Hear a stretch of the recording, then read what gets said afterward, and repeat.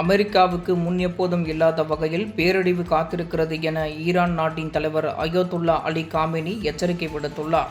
பயங்கரவாதிகளுக்கு ஈரான் ஆதரவு அளிப்பதாக கூறி ஈரானின் 3 அணுசக்தி நிலையங்கள் மீது சனிக்கிழமை இரவு அமெரிக்கா தாக்குதல் நடத்தியது.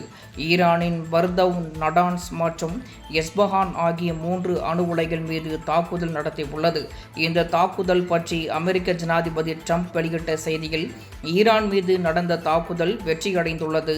உலகில் வேறு எந்த இராணுவமும் இதுபோன்று செய்தது இல்லை எனவும், அமைதி பாதைக்கு ஈரான் திரும்பியாவிடில் உள்ளவற்றையும் அமெரிக்கா அடித்துவிடும் எனவும் ட்ரம்ப் தெரிவித்துள்ளார்.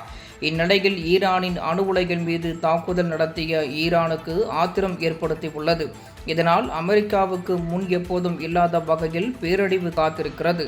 அமெரிக்கா தொடங்கிய போரை நாங்கள் முடித்து வைப்போம் என ஈரான் நாட்டின் தலைவர் அயதுல்லா அலி காமெனி எச்சரிக்கை விடுத்துள்ளார்.